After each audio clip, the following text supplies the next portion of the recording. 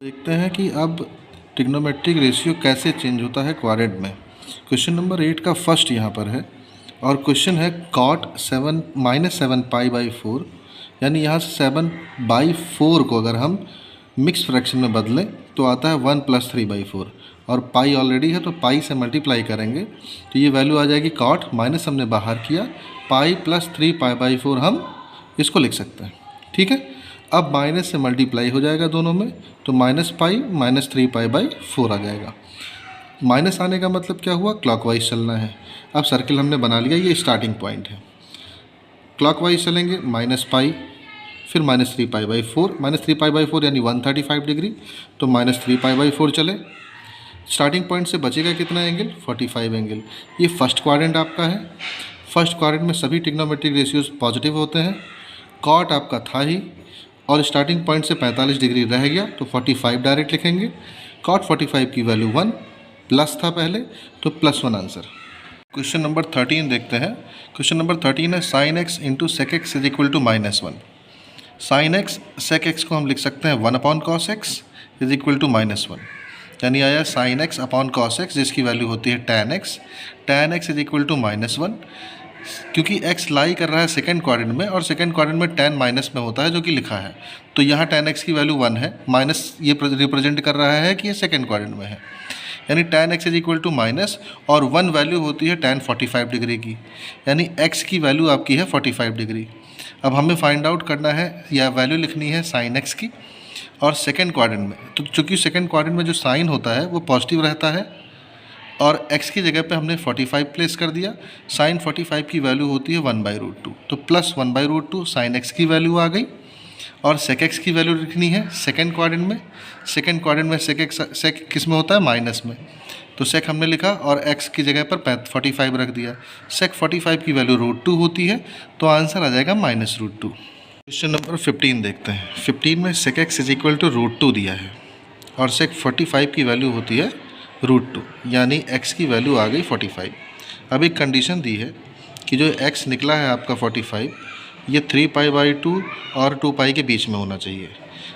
देखो π/2 की वैल्यू है 90, तो 90 3 × 270 और 2π होता है 360, तो x की वैल्यू 270 और 360 के बीच में होना चाहिए। 270 और 360 का मतलब हुआ फोर्थ क्वाड्रेंट, और फोर्थ क्वाड्रेंट में ये पॉजिटिव रहता है यानी पॉजिटिव है। अब फोर्थ क्वाड्रेंट में अब हम बाकी वैल्यूज निकाल लेते हैं जिनकी ज़रूरत है। इस क्वेश्चन में हमें tan की ज़रूरत है, cot की ज़रूरत है और cosec की ज़रूरत है। तो tan x की वैल्यू हो जाएगी tan 45 वैल्यू 1। अब क्योंकि फोर्थ क्वाड्रेंट है तो फोर्थ क्वाड्रेंट में tan किस में रहता है, माइनस में। किस में रहता है, माइनस में, तो वैल्यू रखेंगे किस में, माइनस में। कौन से क्वाड्रेंट में, फोर्थ क्वाड्रेंट में। कॉट भी आपका माइनस में रहेगा तो -cot 45 ये माइनस में वैल्यू आ जाएगी। कोसेक भी आपका माइनस में रहेगा, फोर्थ क्वाड्रेंट में केवल कॉस और सेक प्लस में होते हैं, तो ये वैल्यू -√2 आ जाएगी।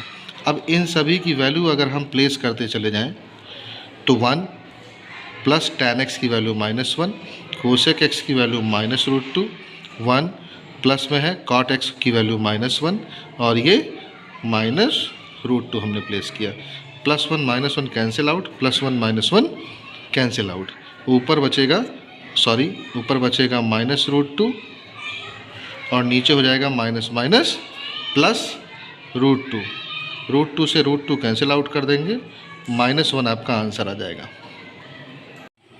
17 का सेकंड देखते हैं। ये क्वेश्चन लिखा हुआ है 4 sin π/6 sin square π/3 + 3 cos π/3 tan π/4 + cosec square π/2 = 2 sec square π/4। ये हमें प्रूफ करना है।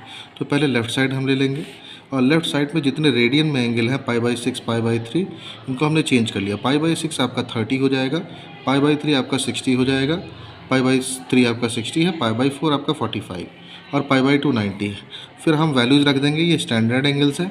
साइन 30 की वैल्यू 1/2, साइन स्क्वायर 60, साइन 60 की वैल्यू √3/2, स्क्वायर लगा है स्क्वायर लगा देंगे। 3 cos 60 की वैल्यू 1/2, tan 45 की वैल्यू 1 और कोसेक 90 की वैल्यू 1, स्क्वायर लगा है तो स्क्वायर लगा देंगे।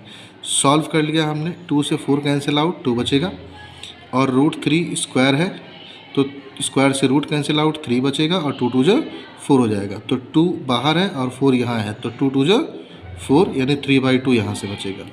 यहाँ है 1 1 जा 1, 3/2 आएगा, 3/2 एज इट इज़, ये 1 स्क्वायर की value 1 as it is, 3/2 add होकर के 6/2, 2 से 6 कैंसिल किया तो 3 + 1 यानी 4 आंसर आ गया। राइट साइड में हमारा है 2 sec स्क्वायर π/4। तो 2 sec स्क्वायर π/4 में π/4 है 45 की वैल्यू, sec 45 की वैल्यू √2, स्क्वायर लगाएंगे, स्क्वायर से रूट कैंसिल आउट, 2 × 2 की वैल्यू हो गई 4। तो लेफ्ट साइड और राइट साइड में दोनों 4 आ गया, यानी दोनों इक्वल हो गए। क्वेश्चन नंबर 18 देख लेते हैं। x = π/6 दिया है और वेरीफाई करना है कि ये बराबर होगा इस एंगल पर। तो हमने क्या करनी है कि x पे यही वैल्यू पुट कर देनी है जहाँ जहाँ x है, हमने पुट कर दी और सॉल्व कर लिया है। तो 3 2 जा 6 यानी यहाँ π/2 आ गया, बाकी एंगल आपके पास है। π/2 यानी 90 डिग्री, π/6 यानी 30 डिग्री, π/6 यानी 30, यानी रेडियन को हमने एंगल में चेंज कर लिया है।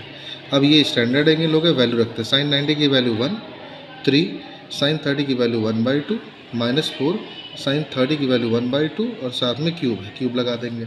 तो ये हो जाएगा 3 × 3 3/2 -4 है ही, 1 का क्यूब की वैल्यू 1, 2 क्यूब की वैल्यू 8, 4 से 8 कैंसिल आउट, 2 जा 8 यानी यहाँ 1/2 बचेगा। तो आया 3/2 - 1/2 जिसकी वैल्यू हो गई 2/2, जिसकी वैल्यू हो गई 1। तो लेफ्ट साइड में भी 1 था आपका, राइट साइड में भी 1 आ गया, मीन्स LHS = RHS हो गया, यानी π/6 के लिए वैल्यू करेक्ट है, वेरीफाई है।